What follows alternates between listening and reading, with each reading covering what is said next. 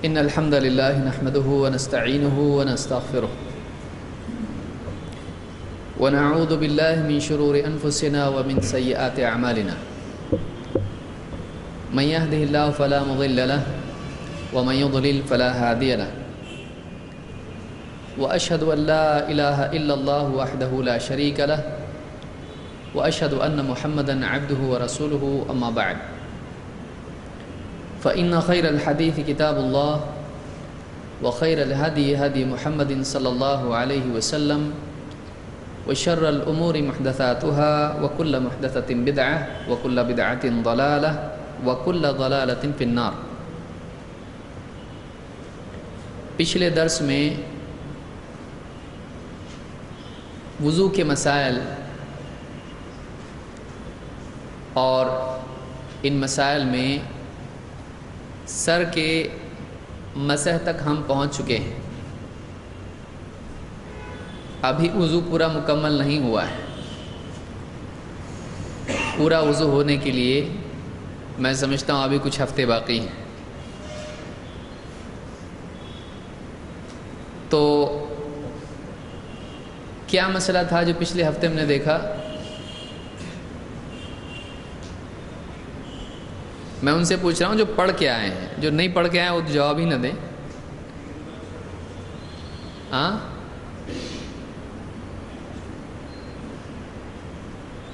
اس course کے notice بھی ہیں آپ لوگوں کے پاس، اور 2-3 ہفتوں میں انشاءاللہ یہ درس ختم ہوگا۔ اس کے بعد تھوڑا وقت آپ کو ملے گا سانس لینے کے لیے، پڑھائی کرنے کے لیے۔ اس کے بعد امتحان ہوں گے۔ آپ سب لوگ میں امید کرتا ہوں کہ امتحان میں شریک ہوں گے انشاءاللہ، دیکھیں گے۔ تو اس کے بعد میں پھر ہمارا دوسرا کورس بھی شروع ہوگا انشاءاللہ، جو نماز کا طریقہ کتاب و سنت کی روشنی میں۔ اس کے آگے ہم لوگ دوسرے کورسز بھی کرنے والے ہیں، پھر اس میں ہم ایک ایک مسئلہ لے کر بھی دیکھ سکتے ہیں۔ نماز میں ہاتھ کہاں باندھیں، کیا کیا دلیلیں اس میں ہیں، کیا کیا شبہات اس میں ہیں، کیا دلیل ہاتھ باندھنے کی، ہاتھ چھوڑنے کی، ناف کے نیچے، ناف کے اوپر، سینے پہ، اور بھی کہاں کہاں۔ تو یہ جتنے بھی اس میں اقوال یا جو کچھ بھی ہیں، آگے جا کے ہم تھوڑا سا مشکل وہ درس ہوتا جائے گا۔ پہلے کم سے کم ہم کو کیسا پڑھنا ہے وہ تو معلوم پڑ جائے، اس کے بعد کیسی لوگ پڑھتے ہیں اور اس کی کیا کیا دلیلیں لوگوں کے پاس ہیں وہ ہم آگے جا کے دیکھیں گے۔ اس کے بعد انشاءاللہ اور بھی دروس بہت سارے آنے والے ہیں آگے، اور بہت ممکن ہے ہم ایسے بھی دروس لیں، جیسے مثال کے طور پر عمدۃ الاحکام، یا اسی طرح سے بلوغ المرام، اس میں سے کوئی ایک باب، یا اسی طرح سے بخاری۔ بعض لوگوں نے بخاری دیکھی بھی نہیں ہے، تو ایسا ہوتا ہے بعض اوقات۔ تو بخاری میں سے کتاب العلم مثلا، بخاری میں سے کتاب التوحید۔ پوری بخاری تو بہت لمبا وقت اس کے لیے لگے گا، پڑھانے والے کی بھی اتنی اوقات اور لیاقت ہونا چاہیے، لیکن کچھ چیزیں اس میں سے، کچھ ابواب اس میں سے بخاری کے ہم لے سکتے ہیں، جو علماء نے اس کی جو تشریحات بتائی ہیں، تو ایسا کر سکتے ہیں کتاب العلم بخاری سے، کہ امام بخاری نے کیا کیا باب اس میں بتائے ہیں اور اس سے کیا استدلال وہ کر رہے ہیں۔ تو یہ اختصار کے ساتھ میں ایسے کورسز بھی آگے آنے والے ہیں۔ تو انشاءاللہ اللہ تعالیٰ سے دعا ہے کہ ہمارے لیے آنے والے دنوں میں جو کچھ دعوتی سرگرمیاں ہیں وہ آسان کرے، اور فتنوں سے مقابلے کے لیے علمی سطح پر ہم کو تیار ہونے کی توفیق دے۔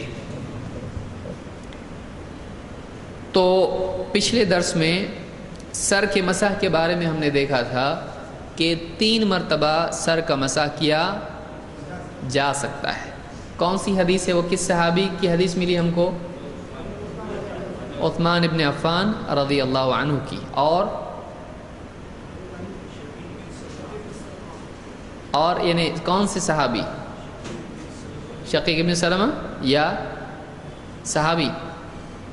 کس کا عمل ہے، کس نے کر کے بتایا 3 مرتبہ؟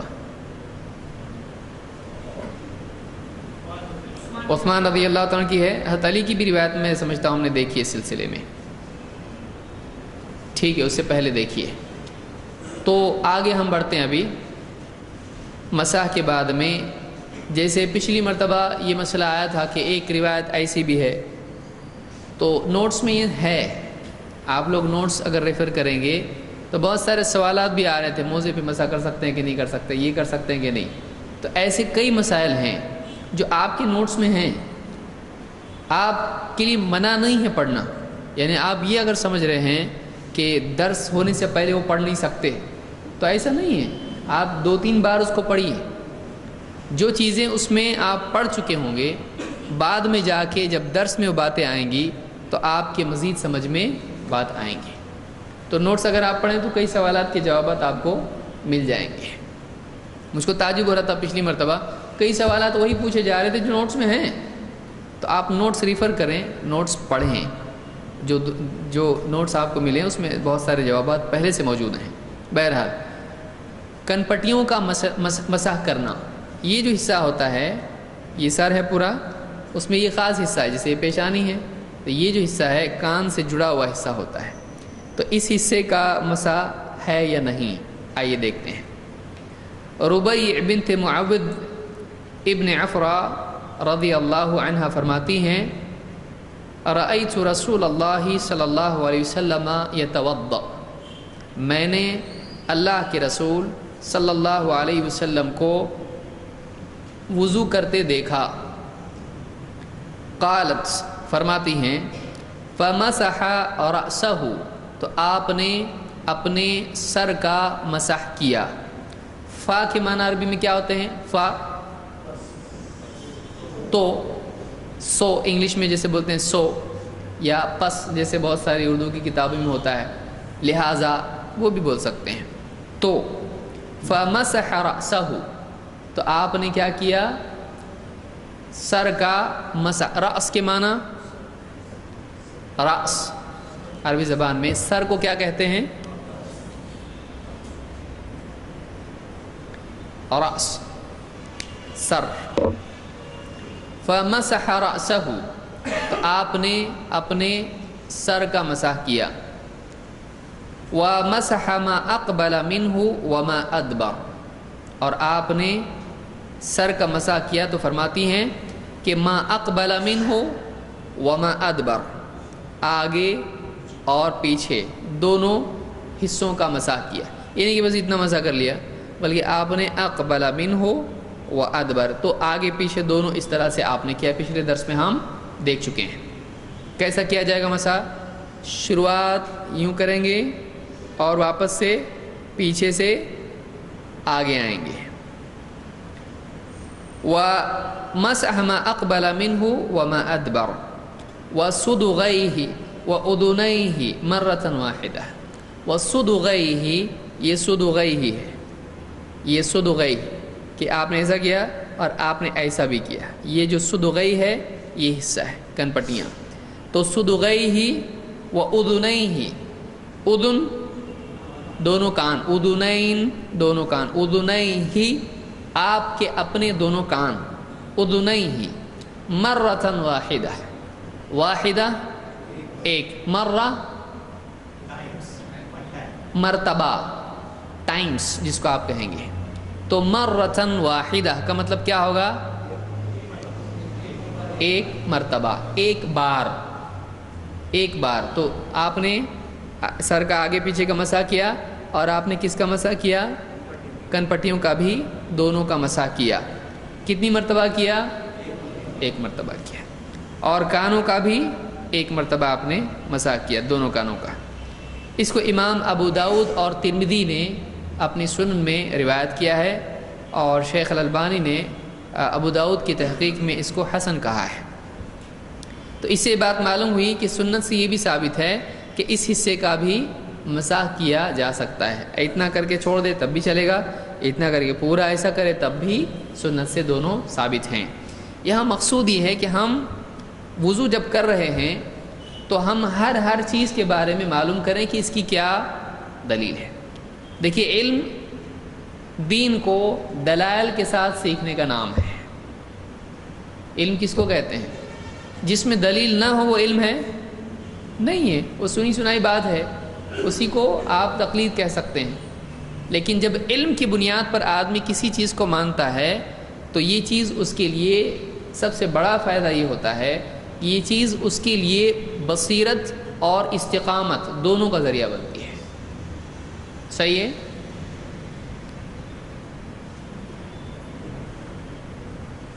نہیں سنے نہیں یا سمجھا نہیں؟ کون بتائے گا کیا بولا میں نے ابھی؟ اب آپ کو دروس میں اس کی بھی مشق کرنا ہے کہ جو بات آپ سن رہے ہیں تو وہ پنکھے کے ساتھ نہ ٹکرائے، ٹیوب کے ساتھ نہ ٹکرائے. کبھی ایسا ہوتا ہے پنکھا، ہاں یہ پنکھی اتنی یہ کیوں بند رکھی ہے، یہاں سے ٹرسٹیوں سے بات کرنی پڑے گی. دھیان آپ اگر دیتے ہیں تو باتیں آپ کے ذہن میں رہیں گی. کبھی کبھی ایک جملہ ہوتا ہے جو بہت اہم ہوتا ہے. کیا جملہ تھا ابھی آپ ڈسٹرب اور ہو گئے کیونکہ آپ یاد رکھے ہوئے بھی چھوڑ دیے ہیں. ہاں، علم انسان کے لیے بصیرت و استقامت کا ذریعہ ہوتا ہے. ایسا جملہ تھا وہ.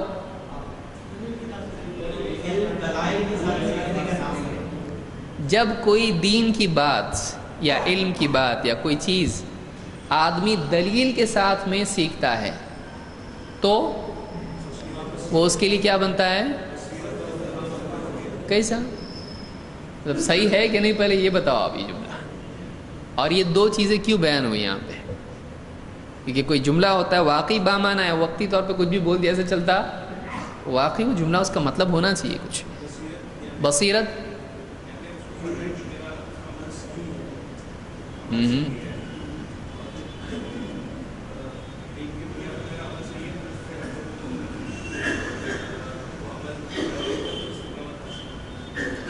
بصیرت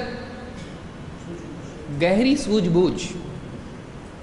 ایک ہے بصارت، آنکھ سے دیکھ رہا. بصیرت گہری سمجھ کہ ایک آدمی ان ڈیپتھ اس کو سمجھ رہا ہو بات کو. تو دلیل جب سامنے ہوتی ہے، ایسا کیوں کرتے آپ؟ او فلاں ہم باپ دادا کرتے ہیں، ہمارے ایسے ہی کرتے، تو اس کو معلوم ہی نہیں ہوتا میں کیوں کر رہا ہوں ایسا. کئی لوگوں کو آپ پوچھئے فاتحہ کیوں دیتے ہیں، آپ یہ کیوں کرتے ہیں، ان کو معلوم نہیں ہوتا ہے. لیکن آپ کے سامنے حدیث ہے، آپ کو معلوم ہے ہمارے نبی صلی اللہ علیہ وسلم ایسا کرتے تھے، اس کی یہ حدیث ہے اور یہ الفاظ ہیں حدیث کے. دیکھیے اس لفظ کا یہ مطلب ہوتا ہے. اس میں اذنین کا لفظ آیا ہے، دونوں کان کیوں؟ اس لیے کہ یہ لفظ آیا ہے. تو ایک آدمی جب اس کے سامنے دلیل ہوتی ہے تو گہرائی کے ساتھ میں اس میں غور کرنا بھی اس کے لیے کیا ہو جاتا ہے؟ آسان ہو جاتا ہے. اور آنے والے کوئی شبہات اگر سامنے ہوتے ہیں تو الفاظ اس کے سامنے ہیں. اگر کوئی آدمی کہے کہ کان کا مسح کیوں کرتے 2 بار یا 3 بار، یا دونوں کان کا کیوں کرتے ہو، ایک ہی کان کا کرنا چاہیے. اب کسی آدمی کو دیکھا ہو کہ نانا جان کا مسح اس نے سیکھا ہے تو بس وہی سوچے گا اب کیا معلوم، ہمارے نانا 2 کان کا مسح دونوں کان کا کرتے تھے، ہم نے وہی دیکھا. اور ان کو دیکھ کے ہمارے اماں جان کرتے تھے اور دادا جان کو دیکھ کے ابو جان کرتے تھے. یہ اس کے پاس دلیل ہے، اس کے پاس بصیرت نہیں ہے. بعد میں آنے والے ڈاؤٹس سے وہ ڈیل کر سکتا ہے؟ نہیں. لیکن دلیل اس کے پاس ہے. وہ بتائے گا دیکھو حدیث میں کیا ہے، الاذنان من الراس، دونوں کان سر میں داخل ہیں. تو حدیث میں کتنے کان آیا ہے؟ 2 کان. تو 2 کان حدیث میں آیا تو اس کا مطلب 2 کان. پھر کبھی شبہ آیا کہ سر کے ساتھ کان کا کیوں؟ تو حدیث اس کے سامنے ہے کہ الاذنان من الراس، 2 کان سر میں داخل ہیں. تو کہ دیکھو سر میں داخل ہیں یعنی سر کے ساتھ ان کا مسح ہونا چاہیے. تو اب ایک حدیث اس کے سامنے ہے، کل کو کوئی اور شبہ سامنے آ سکتا ہے. اس دلیل کی وجہ سے وہ ان شبہات میں گہرائی کے ساتھ میں غور و فکر کر کے صحیح سٹینڈ لے سکتا ہے، وہ غلطی سے بچ سکتا ہے، وہ گہرائی کے ساتھ سوچنے کی پوزیشن میں ہوتا ہے. اس کو بصیرت کہتے ہیں. تو دلیل غور و فکر کی دعوت دیتی ہے اور دلیل سے آدمی میں استقامت پیدا ہوتی ہے. کوئی آدمی بولے گا نہیں میں بول رہا ہوں نا ایسا کرو، نہیں، دلیل ایسی ہے. جس کے پاس دلیل ہے اس آدمی کی بات پکی اور پختہ اور قابل قبول اور حجت ہوتی ہے. تو دلیل سے جمنا آسان ہو جاتا ہے. ایک آدمی ہے، کسی نے بول دیا ہاں جاؤ یہاں سے آتا، اور ایک آدمی وہ دیکھ رہا ہے GPS، وہ دیکھ رہا ہے نقشہ، بتا رہا نہیں یہ راستہ یہاں یہ جاتا ہے اور یہاں یہ جاتا ہے، دیکھو یہاں پہ بتا رہا ہے. تو اب اس کے پاس کیا ہے؟ نقشہ ہے، اس کے پاس دلیل ہے. وہ بولے گا نہیں یہی راستہ جاتا ہے، کیونکہ دیکھو اس طرح بتا رہا ہے. کسی کے پاس کمپس ہے، وہ بتا رہا ہے دیکھو ایسٹ یہاں ہے، ویسٹ یہاں ہے، یہ ادھر ادھر قبلہ ہے. اور کسی کے پاس نہیں، بولتا میرا دل بولتا یہاں ہے، دل کا قبلہ ہے میرا. چلے گا؟ اس کی دلیل ہے وہ نہیں. تو جس کے پاس دلیل ہوتی ہے وہ اپنی بات میں، ورنہ نماز میں بھی سوچے گا کبھی یہاں نکلا تو کبھی وہاں نکلا تو، سفر میں بھی سوچے گا کبھی یہ راستہ غلط رہا تو اس آدمی کے عمل میں پختگی ہوتی ہے نہیں، وہ کبھی بھی بھٹک سکتا. ایک آدھ آدمی مل گیا کہاں جا رہے؟ بولا وہاں جا رہا ہوں. ارے یہ راستہ نہیں جاتا ہے، مذاق میں بول دیا، تو یہ آدمی کیا کرے گا؟ واپس یو ٹرن لے کے دوسری راستے پہ نکل جائے گا. کیوں؟ اس کے پاس دلیل نہیں ہے، اس کے عمل میں ثابت قدمی نہیں ہوتی ہے. لہٰذا ہم یہ کوئی آدمی بول سکتا ہے اتنا چھوٹا وضو، اس کو اتنے ہفتے لگا رہے، ہم نے کب وضو کرنا؟ تو آپ کو یہ بات سمجھنا چاہیے کہ وضو آپ کر رہے ہو، لیکن اس کے جتنے اجزاء ہیں ان کے بارے میں دلائل آپ کو اگر معلوم ہوتے ہیں، کل کو کوئی آدمی آ کے کہے گا کہ یہ غلط ہے تو آپ اس کو بتا سکتے نہیں. ہم نے حدیث پڑھی ہے، ہمارے نبی صلی اللہ علیہ وسلم نے پانی لیتے وقت میں آپ نے برتن میں ہاتھ ڈبویا تھا. صحابہ نے بھی آپ کی طرح جب وضو بتایا انہوں نے بھی برتن میں ہاتھ ڈالا تھا. لہٰذا تمہارا یہ بولنا غلط ہے کہ برتن میں پانی نہیں ڈال سکتے. کیوں؟ ہمارے پاس کیا ہے؟ دلیل ہے. تو دلائل سے ایک انسان میں غور و فکر کرنے کی قوت پیدا ہوتی ہے، اور اس آدمی کے عمل میں پختگی اور ثابت قدمی، جس کو آپ استقامت، ثابت قدمی، اس کو ثبات بولتے ہیں، اس کو ثابت قدمی کہتے ہیں. تو اس میں ثابت قدمی پیدا ہوتی ہے دلائل کی وجہ سے. لہٰذا ہم یہ جو اتنا تفصیل سے دیکھ رہے ہیں ایک ایک چیز کی دلیل، جس میں بارہا احادیث ریپیٹ بھی ہوتی ہیں.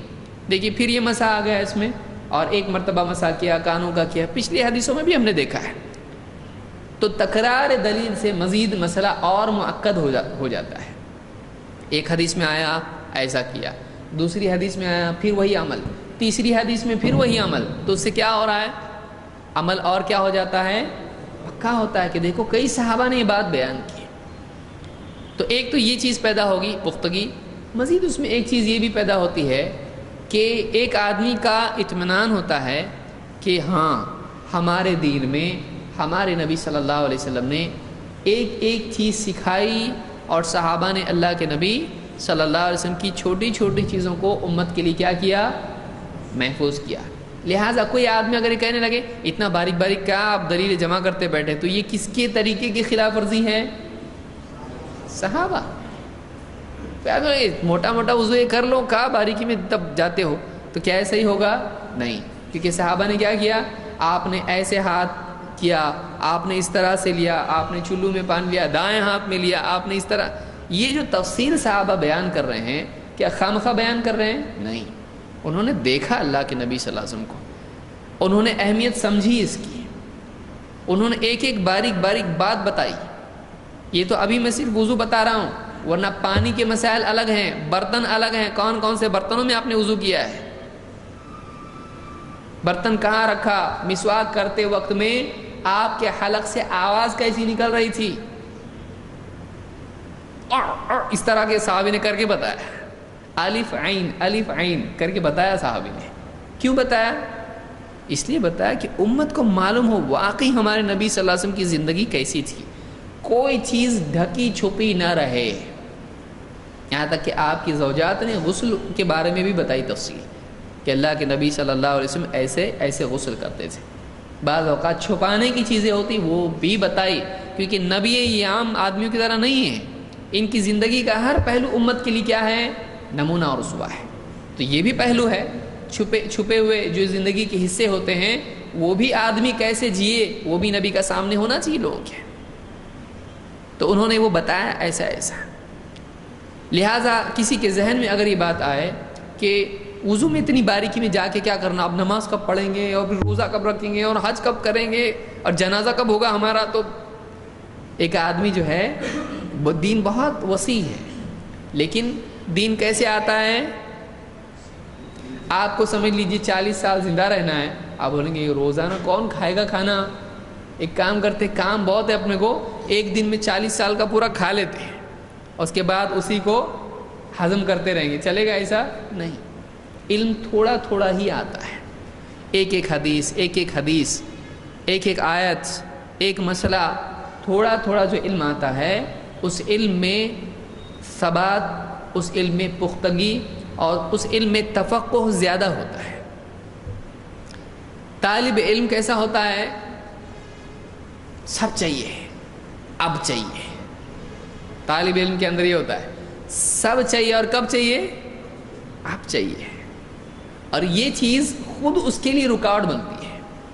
آپ زندگی کے، آپ کو یہاں سے مثلا وضو خانے تک جانا ہے، آپ سارے قدم ابھی چل سکتے؟ ایک اس میں سارے قدم ہو جائیں آپ کے؟ نہیں، آپ کو ایک قدم ایک قدم ایک قدم ایسا کرنا پڑے گا۔ ڈاکٹر کی دی ہوئی ساری دوا کون ایک ہفتے تک کا کورس کرتا ہے؟ سپر کورس آج ہی کر لو، اس کا کورس نہیں، ایئر فورس ہو جائے گا اوپر، سیدھا اوپر۔ تو اس بات کو بھی یاد رکھے، بعض اوقات لوگ سوچتے ہیں جلدی کرو نا، جلدی ختم کرو کورس ایک دن، یہ ایک درس میں لی ہوئی چیز ہے، میں نے ایک درس میں بھی اس کو ختم کیا ہوں، پورا وضو کا طریقہ۔ لیکن یہ جو ہماری مجلس ہے یہ کیسی ہے؟ یہ زیادہ چباتے ہیں، تو زیادہ چبانے سے کھانا اچھی طرح سے غذا جسم کی بنتا ہے، اور کم چبائیں گے تو بنتا نہیں، بنتا وہ پیٹ میں جاتا لیکن جسم کا حصہ صحیح ڈھنگ سے بنتا نہیں۔ اسی طرح سے علم کی باتوں کو جب آدمی اچھی طرح سے سمجھتا ہے، غور و فکر اس میں کرتا ہے، تو اس میں یہ فائدہ ہوتا ہے کہ واقعی اس میں کئی باتیں سامنے آتی ہیں، تو اس کو یاد رکھیے۔ بہرحال تو ہم نے دیکھا، کیا دیکھا؟ کون بتائے گا؟ آخری مسئلہ کیا دیکھا ہم نے؟ تو یہ کس سے حدیث آئی ہے؟ ربیع، اس طرح سے ربیع بنت عفراء۔ تو انہوں نے کہا کہ میں نے اللہ کے رسول صلی اللہ علیہ وسلم کو دیکھا، آپ نے مسح کیا اپنے سر کا آگے پیچھے، اور آپ نے اپنی دونوں کن پٹیوں کا اور دونوں کانوں کا ایک مرتبہ مسح کیا۔ اس کو ابو داؤد ترمذی نے روایت کیا ہے۔ دونوں پاؤں دھونا، مسح کے بعد کیا عمل ہے؟ گردن کا مسح نہیں آیا یہاں، اس لیے کہ گردن کا مسح کسی بھی صحیح حدیث سے یا حسن حدیث سے ثابت نہیں ہے۔ اس سلسلے میں 7-8 حدیثیں جو آئی ہیں وہ سب کی سب کیا ہیں؟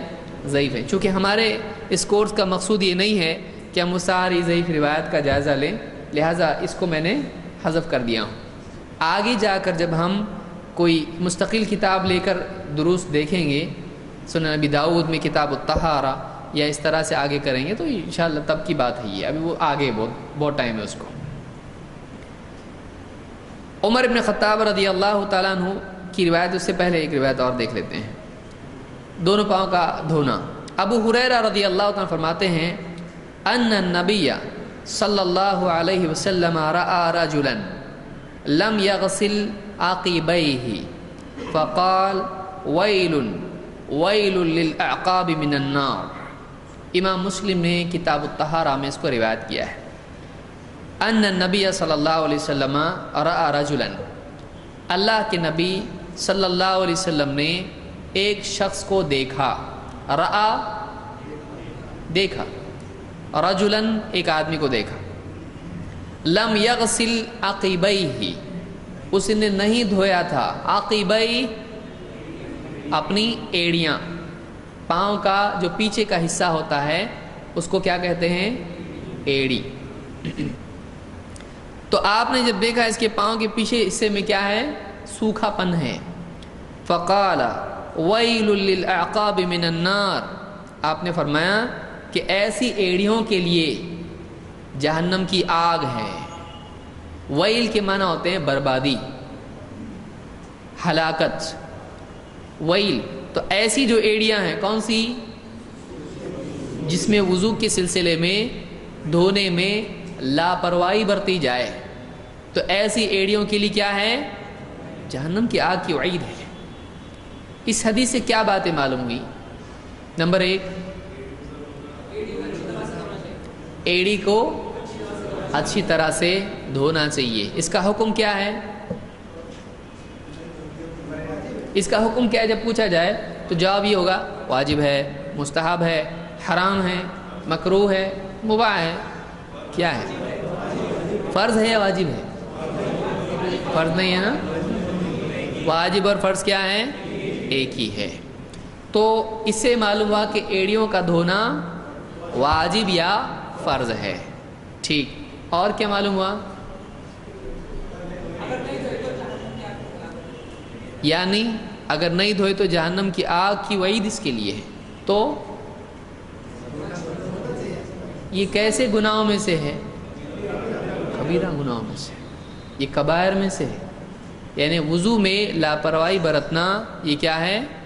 کبائر میں سے، اس لیے کہ وعید جس چیز پر آئے وہ چھوٹی چیز ہوتی ہے، جہنم کی وعید اس کے اوپر ہے۔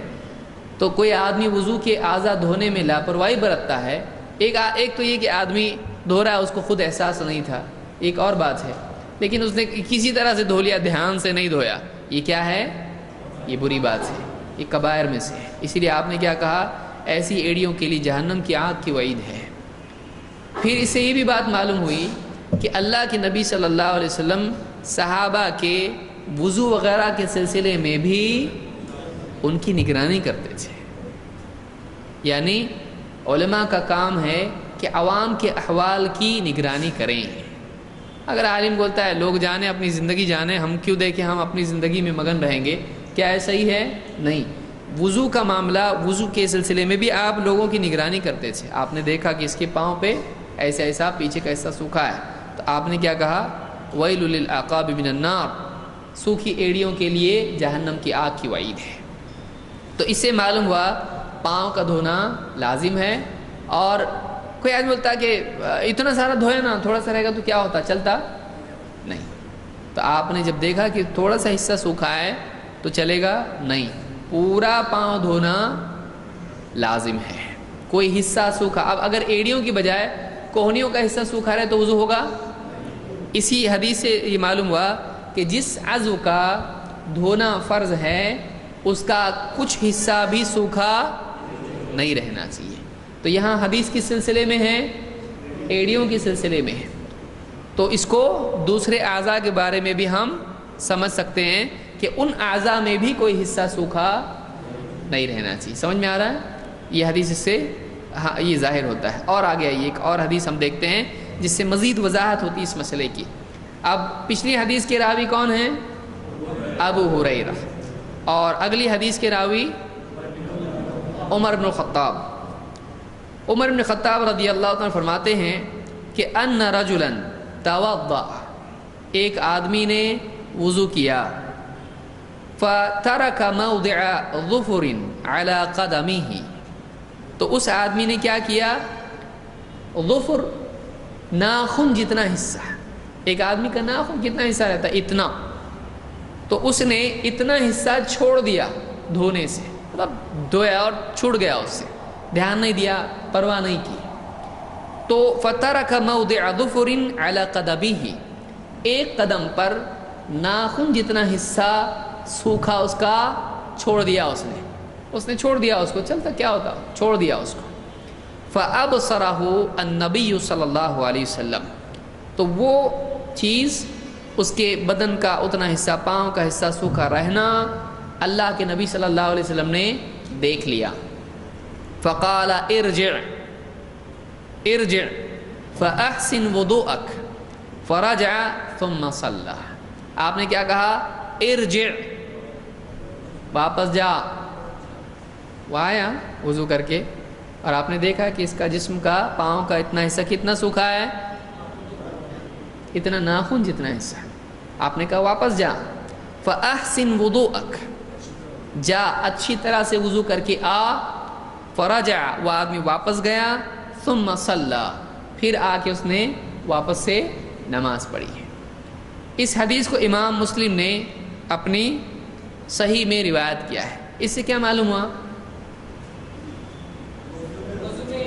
وضو میں، ہاں وضو، ہاں کیا ہے وضو میں؟ ناخن جتنا حصہ بھی سوکھا نہیں رہنا چاہیے. اگر ہو گیا اس کا وضو اور آ گیا ہو مسجد میں تو اب کیا کریں گے؟ جانے دو، آ گیا ابھی. سجدہ سہو کر سکتا ہو؟ بولے سجدہ سہو کریں تو ہو جاتی نماز. چلتا ایسا؟ ارجع، واپس بھیجا آپ صلی اللہ علیہ وسلم اس کو، اور کیا کہا؟ فَأَحْسِنْ وُضُوءَكَ، اچھی طرح سے وضو کر کے آ. اس میں علماء کا اختلاف ہوا ہے. بعض علماء اس طرف گئے ہیں کہ وہ جا کے اتنا حصہ دھو کے آ جائے، لیکن بعض علماء نے کہا کہ نہیں، اللہ کے نبی صلی اللہ علیہ وسلم کے الفاظ کیا ہیں؟ جا اور اچھی طرح سے وضو کر. لہٰذا اس آدمی کو واپس سے کیا کرنا پڑے گا؟ وضو کرنا پڑے گا. خصوصاً جب کہ سب کافی دیر ہو چکی ہو اور اعضاء سوکھ بھی چکے ہوں، تو ایسی صورت میں وہ کیا خالی پاؤں دھو کے آ سکتا ہے؟ ایک عجیب چیز میں نے کتاب میں پڑھی کہ ایک آدمی وضو کرے اور بھول جائے وہ کچھ وضو میں، تو کیا کرے؟ بایاں پاؤں دھوئے. اس کو یاد نہیں ہاتھ دھویا کہ نہیں دھویا. میں نے بہشتی زیور میں لکھا ہوا ہے اس طرح سے کہ ایک آدمی اگر وضو کرے اور وہ بھول جائے کہ فلاں عضو میں نے دھویا یا نہیں دھویا، میں نے ہاتھ دھویا کہ نہیں دھویا، پاؤں دھویا کہ نہیں دھویا، اس کو شک ہو رہا ہے، بھول جائے وہ، تو وہ آدمی کیا کرے؟ کیوں؟ ہم کو بھی نہیں معلوم. اس میں لکھا ہوا اس لیے کہ وہ آخری عضو ہے. تو آخری ہوا تو کیا ہوتا؟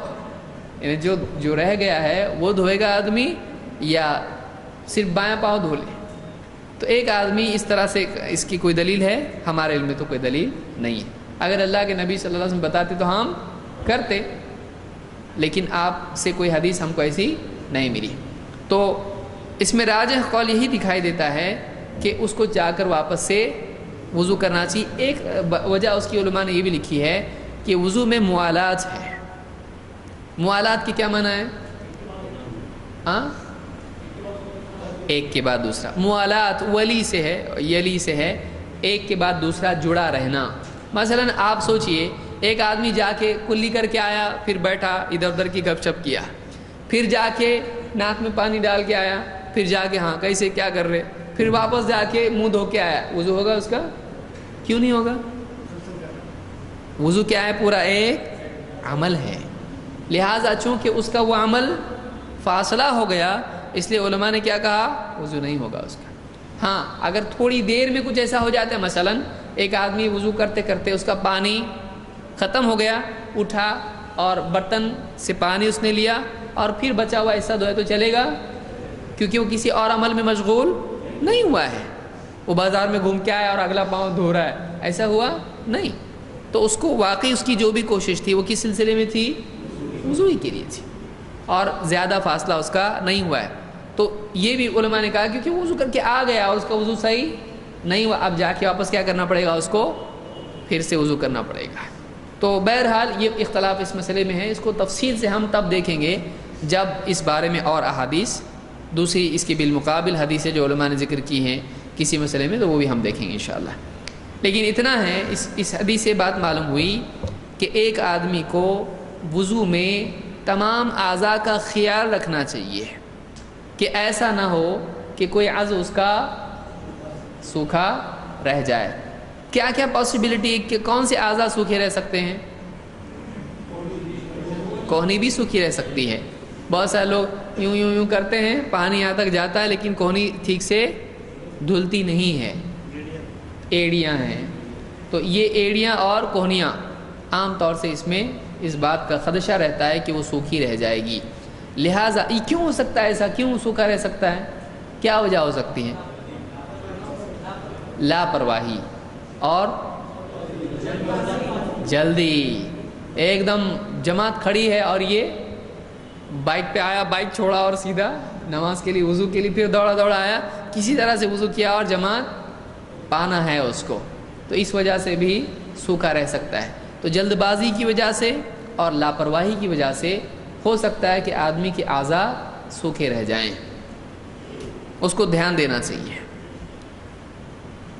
اسی طرح سے بلا عدد دونوں پاؤں دھونا، یعنی کوئی پاؤں 2 بار دھو لیا، کوئی 3 بار دھو لیا تو چلے گا؟ دیکھیے دیکھتے ہیں. عبداللہ ابن العلا سے روایت ہے، کہتے ہیں انہو سمع یزید یعنی ابن ابی مالک و ابا الازہر، عبداللہ ابن العلا نے سنا، کہتے ہیں میں نے سنا کس سے؟ یزید ابن ابی مالک سے اور ابو الازہر سے میں نے بات سنی، یحدثان عن وضوء معاویہ، دونوں کے دونوں معاویہ رضی اللہ تعالیٰ عنہ کا وضو بتا رہے تھے کہ حضرت معاویہ نے کیسے وضو کیا۔ یحدثان عن وضوء معاویہ قال یریہم وضوء رسول اللہ صلی اللہ علیہ وسلم، کہتے ہیں کہ حضرت معاویہ ان لوگوں کو اللہ کے نبی صلی اللہ علیہ وسلم کا وضو کر کے دکھا رہے تھے، یعنی یہ ان کا اپنا وضو ہے، مجھ کو ایسا وضو کرنا اچھا لگتا ہے، نہیں، حضرت معاویہ کس کا وضو دکھا رہے تھے؟ اللہ کے نبی صلی اللہ علیہ وسلم کا۔ فتوضأ ثلاثا، تو حضرت معاویہ نے وضو کیا تین مرتبہ، یعنی 3 بار پورا وضو کیا۔ کیا مطلب اس کا؟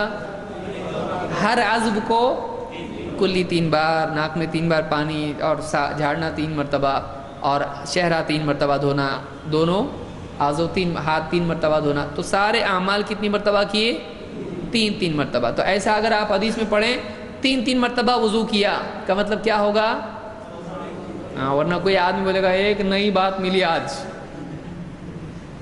وضو کیا تھوڑی دیر رکا سبحان اللہ الحمدللہ کہ پھر وہاں وضو خانے میں، بولے یہ کیا کر رہا ہے؟ بولے 3 مرتبہ وضو کرنا بھی ثابت ہے، دلیل؟ دلیل یہاں پہ۔ تو ایسا نیا مسئلہ کوئی نکالے نہیں، اسی لیے ہم کیا کہتے ہیں؟ قرآن و سنت اور فہم کس کا؟ سلف کا۔ سلف کون؟ صحابہ، تابعین اور تبع تابعین، یہ بنیادی طبقے ہمارے ہیں۔ اس کے بعد کے بھی لوگ اس میں شامل ہو سکتے ہیں، لیکن بنیادی طبقے کتنے ہیں؟ 3 ہیں، اور اس میں بھی اصل کون؟ صحابہ۔ تو فتوضأ ثلاثا، تو 3 مرتبہ وضو کیا۔ وغسل رجلیہ بغیر عدد، رجلی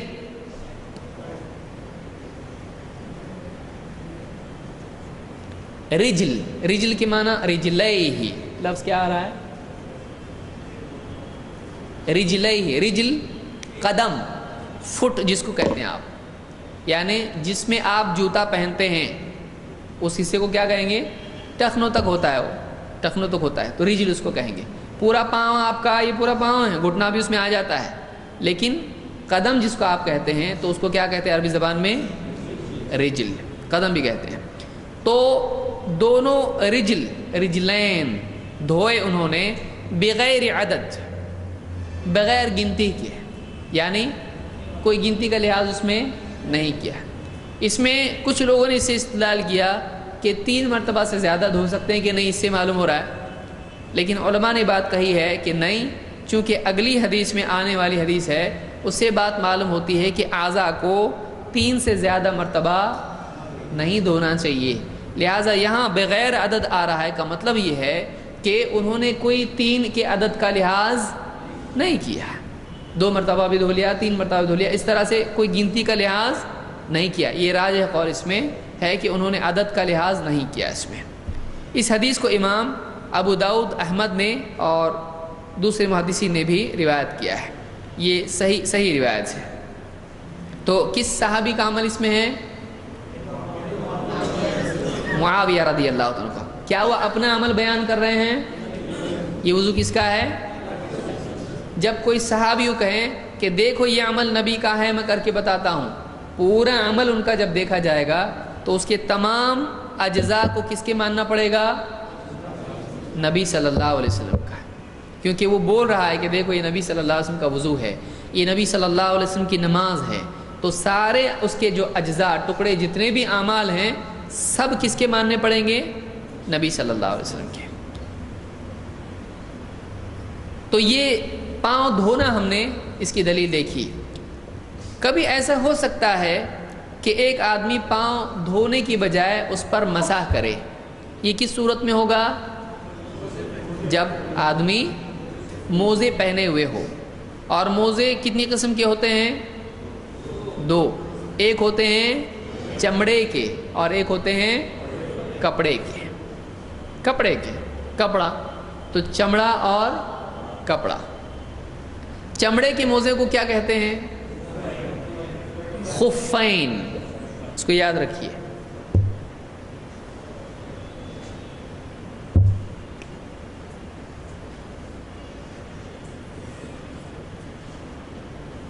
خفین، اور یعنی دو خف، دونوں اس کو خفین کہتے ہیں. اور کپڑے کے موزوں کو جوربین. جوربین. تو خفین چمڑے کے اور جوربین کپڑے کے. یہ اس کا فرق یاد رکھیے، جوربین خفین. آئیے دیکھتے ہیں کیا اس بارے میں مسئلہ ہے. ابراہیم حمام سے روایت کرتے ہیں بال جریر ثم توضأ. جریر رضی اللہ تعالیٰ عنہ نے پیشاب کیا. بالا کے معنی عربی زبان میں کیا ہے؟ استنجا کرنا. اب ہمارے یہاں چھوٹا استنجا، بڑا استنجا بولتے ہیں اس کو. سادہ الفاظ میں کیا کہیں گے اس کو؟ پیشاب کرنا، تاکہ سمجھ میں آئے واقعی کیا ہے. تو بالا کے معنی عربی زبان میں پیشاب. پیشاب کو کیا کہتے ہیں؟ باؤل. پیشاب. اب کوئی آدمی کہے گا یہ کیا سکھا رہے مسجد میں بیٹھ کے؟ اب تو حدیث میں آئے تو کہاں اس کو، کہاں پہاڑ پہ جا کے پڑھیں گے آپ؟ بالا تو اس کو عربی زبان میں بعض لوگ کہتے ہیں کہ خنزیر کا نام مسجد میں نہیں لینا چاہیے. تو قرآن میں اللہ نے لیا ہے. تراویح میں سب وضو کر کے پڑھتے ہیں، سنتے ہیں. تو مطلب جو چیز دین کی ہے، کبھی اللہ مکھی کے بارے میں بتائے گا، کبھی مچھر کے بارے میں. بتوں سے زیادہ اور کیا، اور ابلیس اور فرعون سے زیادہ ڈینجر کیا ہے؟ لیکن مسجد میں اس کا نام آئے گا کہ نہیں آئے گا؟ اور اس کا نام مسجد میں نہیں لینا. بعض لوگ رات میں سانپ کا نام نہیں لیتے، رسی بولتے ہیں اس کو. کہاں سے لائے یہ رسی؟ چلتی پھرتی رسی. وہ ایسا سمجھتے ہیں کہ اس کا نام لیے تو آ جائے گا. وہ آتا ہو نہیں، یعنی اس کا نام لیے تو آ جاتا. کوئی جنوین ہے، وہ جن بھی نہیں آتا. تو یہ بہت ساری خرافات لوگوں میں ہیں. تو ایک آدمی اگر دین کے مسائل بیان کرنے میں نجاست اور اس طرح کی چیز کا تذکرہ کرتا ہے، چاہے وہ مسجد میں ہو چاہے وہ حرم میں ہو. یہ ساری چیزیں نبی صلی اللہ علیہ وسلم کہاں سکھاتے تھے؟ مسجد نبوی میں. تو اس میں کوئی حرج نہیں ہے. ہاں بےہودہ بات کوئی آدمی کرتا ہے تو یہ جائز نہیں ہے، مسجد میں بھی نہیں اور باہر بھی نہیں. تو بال جریر ثم توضأ. جریر رضی اللہ تعالیٰ نے پیشاب کیا، پیشاب سے فراغت کی، اور اس کے بعد وضو کیا. ومسح على خفیہ. جب وضو انہوں نے کیا تو اپنے خفین پر مسح کیا. خفین پر مسح. خفین چمڑے کے موزے پر. فقیل تفعل هذا.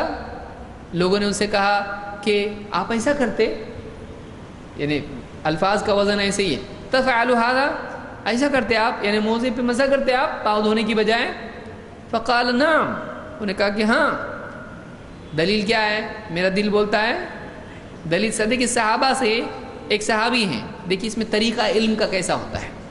لوگوں نے پوچھا یہ کیا کر رہے ہیں آپ، ایسا کرتے آپ چمڑے کی موزے پہن کے مسح کرتے؟ یعنی لوگوں میں معروف کیا ہے، قرآن میں آیت کیا ہے، وضو میں کیا کرنا ہے تم نے؟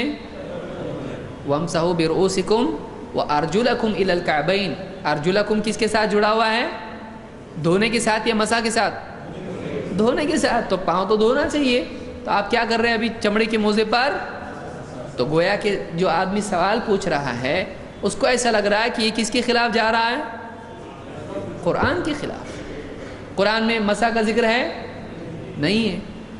دیکھیے قرآن میں نہیں ہے اور حدیث میں ہے. تو بہت سارے لوگ کیا کہتے ہیں قرآن میں تو ایسا ہے اور تم حدیث بتا رہے امام کے پیچھے پڑھنا چاہیے. قرآن میں کیا ہے؟ وَإِذَا قُرِئَ الْقُرْآنُ فَاسْتَمِعُوا لَهُ وَأَنصِتُوا لَعَلَّكُمْ تُرْحَمُونَ. جب قرآن پڑھا جائے تو اس کو غور سے سنو اور چپ رہو تاکہ تم پر رحم کیا جائے.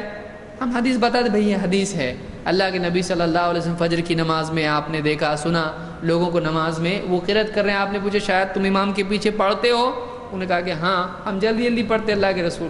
آپ نے کہا مت کرو ایسا سوائے سورہ فاتحہ کے. تو اب جب یہ حدیث بیان کی جاتی تو بولتے قرآن بڑھا کہ حدیث بڑھی. قرآن میں کیا ہے؟ مت. قرآن زیادہ پاورفل ہے نا. اللہ بڑھا کیا رسول.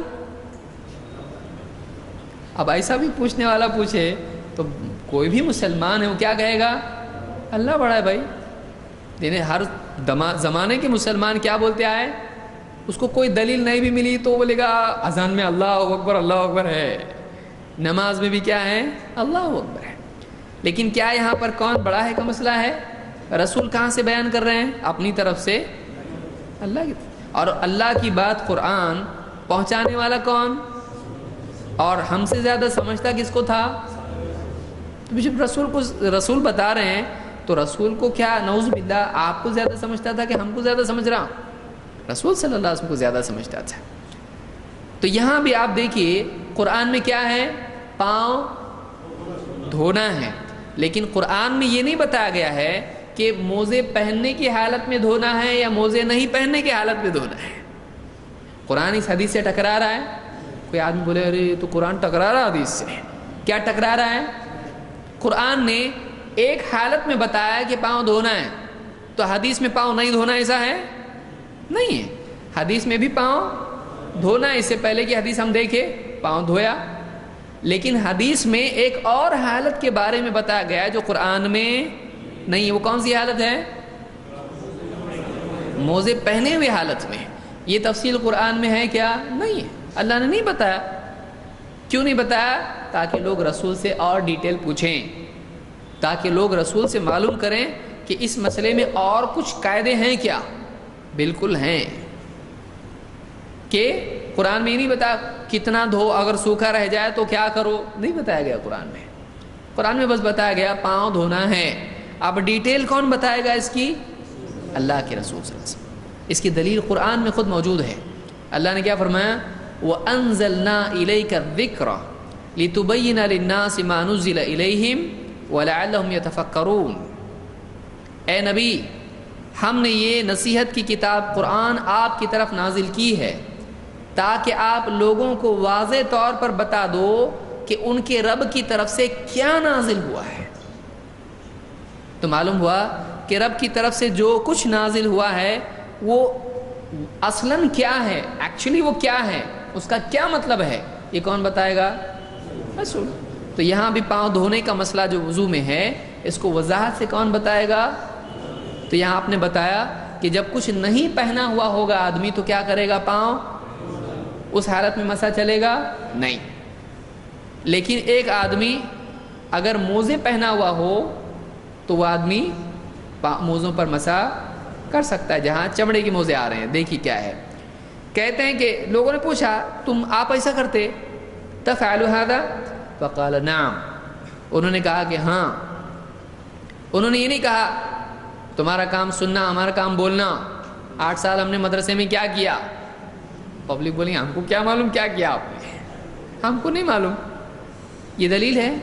صحابی سے بڑھ کے کوئی علم والا ہو سکتا ہے؟ نبی صلی اللہ علیہ وسلم کو دیکھنے والے، سننے والے، آپ سے سیکھنے والے، آپ سے مصافحہ کرنے والے، آپ کے آمنے سامنے بیٹھنے والے، ان سے زیادہ علم والا کوئی ہو سکتا ہے؟ ان سے زیادہ کوئی علم والا نہیں ہو سکتا ہے. صحابہ ان سے پوچھا آپ ایسا کرتے، یعنی ایسا کیسا کر رہے ہیں آپ؟ قال نعم، ہاں. رأیت رسول اللہ صلی اللہ علیہ وسلم، میں نے اللہ کے رسول صلی اللہ علیہ وسلم کو دیکھا ہے. بالا ثم توضأ ومسح على خفيه. ان کا عمل کیا ہے؟ پیشاب سے فارغ ہوئے اور وضو کیا تو وضو میں کیا کیا؟ موزوں کا مسح کیا.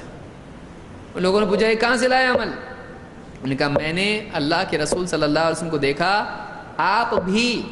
آپ نے بھی پیشاب سے فراغت کی، اس کے بعد وضو کیا تو وضو میں آپ نے بھی چمڑے کے موزوں پر کیا کیا؟ تو ہم بھی کرتے ہیں. تو انہوں نے کیا کیا؟ آپ نے عمل کی دلیل دی. انہوں نے کہا میں صحابی ہوں، تم پوچھنے والے کون ہوتے ہو؟ اوقات دیکھو اپنی. باپ کی دلیل ہے؟ بہت سارے لوگ کیا کرتے ہیں؟ پہلے جاؤ باپ کی دلیل لے کے آؤ. تو یہ طریقہ علم والوں کا نہیں ہوتا ہے. جس کے پاس دلیل نہیں ہوتی ہے وہ ذلیل کرتا ہے. سامنے والے کو ذلیل کرنے سے وہ غلط ثابت ہوتا. ایک آدمی دل بھر کے کسی کو گالی دے دے اور یہ سوچے میں نے اس کو غلط ثابت کیا، کورٹ میں چلے گا ایسا؟ وہ کوئی وکیل کھڑا ہو گیا کورٹ میں، اور گالیاں دینا شروع کیا. بولے میں نے غلط ثابت کر دیا اس کو سیدھا اندر کریں گے, یہ نیا جرم ہے تیرا. اس کا جرم تو ثابت نہیں ہوا, تیرا جرم ثابت ہوا کہ تو اس لائق نہیں ہے کہ تو اپنا کیس لڑ سکے. تو اس کو دلیل دینا چاہیے. کسی کو گالی دینے سے غلط ثابت نہیں ہوتا ہے. تو بہت سارے لوگ غلطی یہ کرتے ہیں کہ وہ تہمت کو تردید سمجھتے ہیں, کسی پر الزام تراشی, گالی گلوچ اور بدتمیزی کو سمجھتے ہیں کہ ہم نے ان کو غلط ثابت کر دیا. ایسا نہیں رہتا ہے. صحابی سے جب پوچھا تو انہوں نے کیا کہا؟ ہاں. انہوں نے ذلیل نہیں کیا, انہوں نے کہا ہاں میں نے اللہ کے نبی صلی اللہ علیہ وسلم کو دیکھا, آپ بھی استنجا آپ نے کیا, اس کے بعد آپ نے وضو کیا, تو آپ نے کیا کیا؟ چمڑے کے موضوع پر مسح کیا. میرے لیے اتنی دلیل کافی ہے. میں نے نبی کو دیکھا, میں نے بھی ویسا کیا. معلوم ہوا کوئی یہ بول سکتا ہے وہ نبی کے ساتھ خاص تھا, صحابہ بولتے تھے ایسا نہیں. ہم نے نبی صلی اللہ علیہ وسلم کو ایسا کرتے دیکھا تو ہم نے ایسا کیا. بہت سارے لوگ کیا ہوتے, ہو سکتا بڑھاپے میں ایسا کیا ہو سکتا ہے آپ کی طبیعت خراب ہو سکتا ہے کچھ بھی نہیں ہو سکتا ہے یہ سنت ہو. بھائی آپ ہاتھ ٹیک کے اٹھنا ہے جیسے سنت ہے یہ, تو اب لوگ کیا کہتے ہیں, ہو سکتا ہے بڑھاپے میں ایسا آپ نے کیا ہو سکتا ہے صحابہ اس زمانے میں نعوذ باللہ بت رکھ کے آتے ہوں. کسی کو کہیں آپ کے ابو بت رکھ کے آتے ہیں, کتنا غصہ آئے گا اس کو. میرے باپ کے بارے میں ایسا بولتا ہے, میرا باپ کچھ مشرک تجھ کو دکھتا ہے, بت رکھ کے آئے گا میرا باپ. اس کو اگر بولیں کہ اس کا باپ دیکھا جائے واقعی تو اس کو الف با تا بھی ڈھنگ سے نہیں آتا ہوگا, لیکن نبی صلی اللہ علیہ وسلم کے صحابہ کے بارے میں بول رہا ہے, اور صحابہ بت رکھ کے آتے تھے. آپ بتائیے کیسے؟ اور اللہ کے نبی صلی اللہ علیہ وسلم رفع الیدین کر رہے ہیں, تو کیا نعوذ باللہ آپ بھی بت رکھتے تھے؟ بت گرنے کے لیے بہت سارے بولتے ہیں بت اس زمانے میں لوگ رکھ کے آتے تھے, لہٰذا وہ بت گرانے کے لیے آپ نے کیا کیا؟ رفع الیدین سکھایا. ارے اتنا مشکل بتوں کی مسجد میں انٹری آپ کرنے دیں گے؟ آج کے دور میں اگر ایسا لوگ کرنے لگیں, سمپل طریقہ کیا ہے اس کا؟ 2 آدمی باہر کھڑے کر دیے, آتے وقت چیکنگ کریں گے ان کی, ہے کہ وہ چل نکل باہر, لا جمع کر دو اس کے. یہ ایزی طریقہ ہے. آنے دو اندر, پڑھنے دو نماز میں بت لے کے, یہاں اتنا وہ بیٹھ رہا اور دیکھ رہا بھی نہیں کوئی اس کو, نہیں وہ باہر سے ہی ایسا آ رہا. کامن سینس آدمی کو, چلیے نقل نہ صحیح کم سے کم عقل تو ہو. مسافہ بھی کر رہا ہے, ایسا کر رہا, بت ہے یہاں پہ ایک دم سیکرٹ کچھ تو بھی لے کے آ رہا ہے. نماز میں جانے کے بعد رفع الیدین ہونا چاہیے. آپ صلی اللہ علیہ وسلم بتاتے تھے سیدھا ہاتھ اوپر کرو, کس کے یہ بھی تو ہو سکتا تھا نماز سے پہلے, یعنی نماز تک نہیں بولنا کسی کو کچھ, رہنے تو بت اس کے پاس, مسجد میں لے کے آئے رہنے تو اس کے پاس. نماز میں وہ بت کیا ہونا چاہیے؟ گرنا چاہیے. کون بتایا آپ کو ایسا؟ ہو سکتا ہے ایسا ہو سکتا ہے ایسا ہو. تو صحابی ایسا نہیں کرتے تھے. صحابی کیا کرتے تھے؟ دیکھا نبی صلی اللہ علیہ وسلم کو, آپ نے وضو کیا, آپ نے اس میں موضوع پر مسح کیا, بس دلیل کافی ہے. نبی صلی اللہ علیہ وسلم کا عمل دلیل ہے, نبی کے ساتھ خاص ہے اس کے لیے دلیل چاہیے, ورنہ آپ نے عمل کیا ہم بھی عمل کریں گے. بعض لوگ کیسا بولتے ہیں, یہ بتاؤ کہ اللہ کے نبی صلی اللہ علیہ وسلم نے آخری وقت تک ایسا کیا تھا. کون بولا ایسا دلیل چاہیے آپ کو؟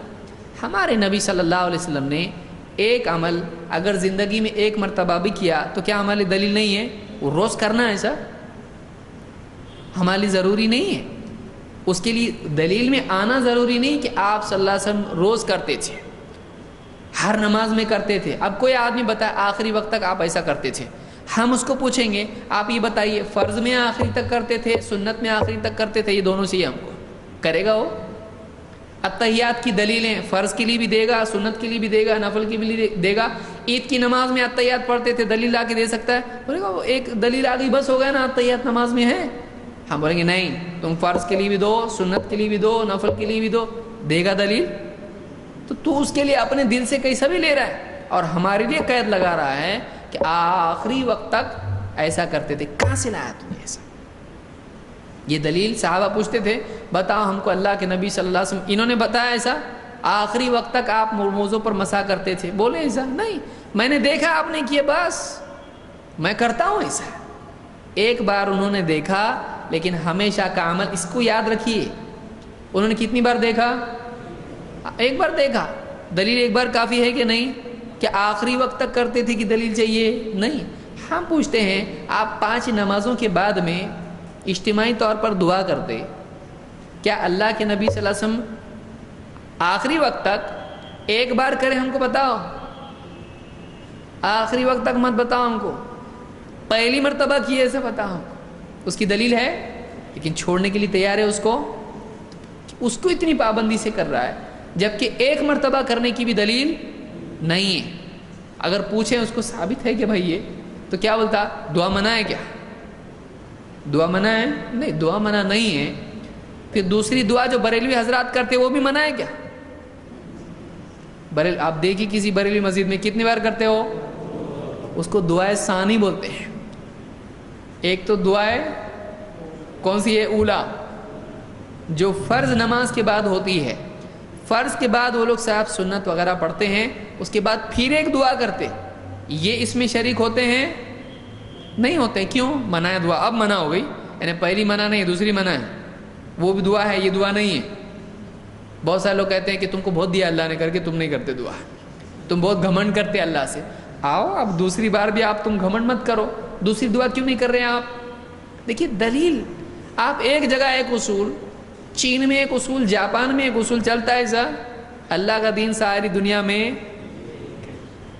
چین میں جائے چینی نماز, جاپان میں گئے جاپانی نماز, ایسا ہے نہیں. دین ایک ہے. آپ پوری زمین کس کی ہے؟ سارا دین ایک ہی اللہ کا. وہ عرب میں تھے اللہ کے نبی صلی اللہ علیہ وسلم, ہم کہاں ہیں؟ ہندوستان میں. اور کسی ملک میں جائیں گے اور پوچھیں گے وہاں کے علماء سے یہاں کی نماز کیسی ذرا بتاؤ, ٹائم ٹیبل کے حساب سے کیا رہتا ہے, پوچھیں گے اس کو یہاں کتنے ڈگری پہ ہاتھ باندھنا چاہیے؟ نہیں, نماز ہے. تو جو چیز صحابی نے دیکھی ایک مرتبہ, انہوں نے اس کو کیا بنا لیا اپنے لیے دلیل. تو راوی کیا پوچھ رہے ہیں؟ دیکھیے راوی جنہوں نے دیکھا ان کو, انہوں نے مضارع میں پوچھا. اگر عربی کسی کو معلوم ہے تو اس کو سوچے. انہوں نے پوچھا تفعل هذا, آپ ایسا کرتے ہیں؟ یعنی آپ کا معمول ایک بار کی بات ہے, آپ ایسا کرتے؟ انہوں نے کہا کہ ہاں نعم ایسا کرتا ہوں. کیوں کرتے ایسا؟ دلیل کیا ہے؟ رأیت, میں نے دیکھا, میں ہمیشہ دیکھتا تھا, میں نے زندگی بھر آخری وقت تک دیکھا. کچھ بولے انہوں نے؟ میں نے دیکھا اللہ کے نبی صلی اللہ علیہ وسلم کو, آپ نے پیشاب سے فراغت کے بعد وضو کیا اور آپ نے اس میں چمڑے کے موضوع پر مسح کیا. ایک بار دیکھا, اس کو اپنے لیے کیا بنا لیا؟ اس کو کہتے ہیں اتباع. اس میں نہیں کرنے کے راستے نکالنا, جیسے یہود کرتے تھے. جیسے اللہ نے کہا گائے ذبح کرو, کیسی گائے ہونا چاہیے؟ ایسی ہو, عمر کیا ہو, رنگ کیسا ہو. فَذَبَحُوهَا وَمَا كَادُوا يَفْعَلُونَ, اللہ نے کہا ذبح کیا تو صحیح انہوں نے, لیکن کرنے جیسی نہیں تھی. ایسا کر رہے تھے کہ نہ کرنے کی نوبت آئے. تو یہ سنت پر عمل نہ کرنے کے لیے روڑے پیدا کیے جانے ہیں. ایسی دلیل بتاؤ, مکہ میں بتاؤ, سن 2 ہجری میں بتاؤ, 9 ہجری میں بتاؤ, اس طرح کی قیدیں لگانا. تو پھر آپ بتائیے نبی صلی اللہ علیہ وسلم نے جس سال میں جو عمل کیا ہے اس کے بعد وہ عمل ہو سکتا ہے کہ نہیں ہو سکتا؟ اسی سال میں عمل کریں گے آپ؟ ہم کو تو عمل زندگی بھر کے لیے ہے, چاہے ایک مرتبہ آپ نے عمل کیا ہو. تو کہتے ہیں کہ میں نے دیکھا اور آپ نے موضوع پر مسح کیا. قال الاعمش, اعمش راوی ہیں حدیث کے. قال الاعمش, اعمش کہتے ہیں قال ابراہیم, ابراہیم یہ ان سے اوپر کے راوی ہیں, غالباً ابراہیم النخعی ہیں. قال ابراہیم کان یعجبہم هذا الحدیث, سلف کو یہ حدیث بہت ہی پسند تھی. اس حدیث سے سلف بہت خوش ہوتے تھے. کیوں؟ لأن اسلام جریر کان بعد نزول المائدہ, اس لیے کہ جریر رضی اللہ تعالیٰ عنہ کا اسلام سورہ مائدہ کے نزول کے بعد تھا. اس کو امام البخاری مسلم دونوں نے روایت کیا اور الفاظ مسلم کے. کیوں؟ کیا مطلب اس کا؟ ہاں تو ٹھیک ہے ہجرت کے بعد تھا, تو کیا ہوا اس سے؟ یہاں کیا بول رہے ہیں؟ جریر رضی اللہ تعالیٰ عنہ نے جو موضوع پر مسح کیا, ان کا وہ اسلام لائے، کب لائے؟ بعد المائدہ، سورہ مائدہ کی نزول کے بعد۔ تو کیا ہوا اس سے؟ آپ پہلی شروع میں آیت اگر دیکھیں گے وضو کی، یا ایھا الذین آمنوا اذا قمتم الى الصلاة فاغسلوا وجوہکم وایدیکم الى المرافق وامسحوا برؤوسکم وارجلکم الى الکعبین۔ تو پاؤں دھو اپنے کہاں تک؟ ٹخنوں تک۔ پاؤں کے دھونے کا حکم کون سی صورت ہے وہ؟ سورہ مائدہ۔ اور یہ اسلام لائے کب؟ مائدہ کے بعد۔ تو وہ آیت پاؤں دھونے کی آ چکی تھی کہ نہیں؟ اس کے بعد اللہ کے نبی صلی اللہ علیہ وسلم نے کیا کیا؟ موزوں پر مسح کیا۔ یعنی یہ منسوخ عمل ہے؟ نہیں ہے۔ یعنی کوئی آدمی کہہ سکتا ہے، ہو سکتا ہے کہ یہ موزوں پر مسح کرنا پہلے رہا ہو، بعد میں جب پاؤں دھونے کا حکم آیا تو وہ کیا ہو گیا ہوگا؟ منسوخ، کیونکہ قرآن میں کیا ہے؟ پاؤں دھو۔ تو مسح کرنے کا حکم تب تک نہیں آیا تھا، پھر آیت آئی، ہو سکتا ہے مسح کرنا پہلے رہا ہو، پھر قرآن میں پاؤں دھونے کا جب حکم آیا تو وہ حکم کیا ہو گیا؟ اب کینسل، ایبروگیشن جس کو آپ کہتے ہیں، منسوخ ہو گیا۔ تو کیا ایسا ہی ہے؟ نہیں۔ تو اس سے کیا ثابت ہوا کہ اس کے بعد بھی اللہ کے نبی صلی اللہ علیہ وسلم نے پاؤں پر، موزوں پر مسح کیا ہے۔ تو اس سے معلوم ہوتا ہے کہ یہ عمل منسوخ نہیں۔ تو کیا پاؤں دھونا منسوخ نہیں ہوا؟ یہ بات کا ہے نا؟ ارے بھائی وہ ٹھیک ہے، وہ اس کا ناسخ نہیں ہے، لیکن موزوں پر مسح کرنے سے وہ منسوخ نہیں ہوا؟ نہیں، قرآن میں دلیل ہے، لیکن وہ تو پچھلی آیت ہے نا، یہ بات کا عمل ہے۔ تو کیا بولتے دیکھیں، دھونے کی بھی تو دلیل ہے بھائی، دھونے کی بھی دلیل ہے۔ یعنی ایسا نہیں کہ پاؤں دھونا ہی منسوخ ہو گیا تو ہم کیوں دھو رہے ہیں، مطلب موزے سب پہن کے آنا چاہیے گھر سے۔ پاؤں دھونے کا بھی عمل ہے اور موزوں پر مسح کرنے کا بھی عمل ہے، کوئی کسی کا ناسخ ہے نہیں ہے۔ ہاں ناسخ کو آپ تقیید کے معنی میں لیتے ہیں تو آپ کہہ سکتے ہیں کہ وہ حکم عام ہے، اس کی ایک صورت یہ بھی ہے کہ موزوں پر مسح کرنا بدل بن جاتا ہے۔ اچھا یہ بتائیے کہ دھونا ہے پاؤں اور اوپر سے اگر آدمی موزے پہن کے مسح کر لے تو یہ مسح کرنا کیا بدل ہو جائے گا پاؤں دھونے کا؟ سوال پھر سے سنیے، پوچھنے کے انداز سے آدمی سوچتا جواب اس کا کیا ہوگا، وہ مت سوچیے، انداز مت دیکھیے پوچھنے کا، سوال پہ دھیان دیجیے۔ کیا ایک آدمی موزوں پر مسح کرتا ہے، کیا یہ پاؤں دھونے کا بدل ہے؟ پاؤں دھونے کا بدل ہے کیا؟ بدل ہے؟ بدل نہیں، ہاں بدل نہیں ہے۔ بدل کس کو کہتے ہیں پہلے یہ بتائیے؟ سبسٹیٹیوٹ جس کو آپ کہتے ہیں، اس کی بجائے یہ چل جائے گا، یہ اس کو مت آنے دو، یہ دے دو ہم کو، اس کی بجائے یہ دے دو، تو یہ اس کا بدل۔ مان لیجئے آپ کو بدل پہلے سمجھا تھا، اس کے بعد مسئلہ آپ بتاؤ مجھ کو۔ آپ نے کسی سے کہا کہ ایک آدمی یہ ڈبہ اٹھانے کے لیے بھیجو، بکسا باکس اٹھانے کے لیے بھیجو، اس نے ایک آدمی بھیجا، کہا کہ نہیں وہ آدمی مجھ کو چاہیے، میرے یہاں بھی اس کا کام ہے، یہ کام کا آدمی ہے، میرا کام رک جائے گا اس کی وجہ سے، میں دوسرا آدمی اس کے بدلے بھیجتا ہوں۔ تو یہ کیا ہوا؟ دوسرا آدمی پہلے کا بدل ہوا۔ تو بدل سمجھا آپ کو؟ ٹھیک ہے، اب میں پھر پوچھتا ہوں، کیا موزوں کا مسح کرنا پاؤں دھونے کا بدل ہے؟ کون بولتا ہے؟ ہاتھ اوپر کرو، پھانسی نہیں ہوگی کسی کو، ڈرو مت۔ اور کون بولتا ہے نہیں بدل نہیں ہے؟ نہیں ہے۔ نہیں بولنے والوں کی کیا وجہ ہے اور ہاں بولنے والوں کی کیا وجہ ہے؟ نہیں کیا؟ ہاں نہیں، ہاں بتاؤ۔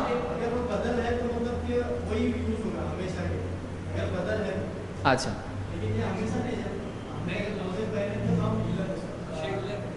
ایک جواب یہ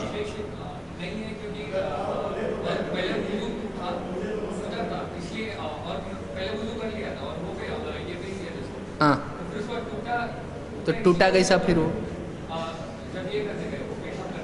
ہاں پیشاب کرنے گیا تو ٹوٹا یا کرنے کے بعد ٹوٹا؟ بعد ٹوٹا. ہاں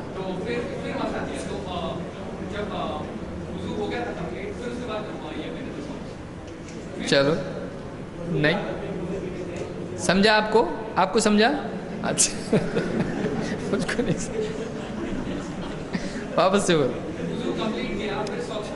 ہاں ہنسنے والوں کو بھی پوچھ رہا ہوں میں. ہاں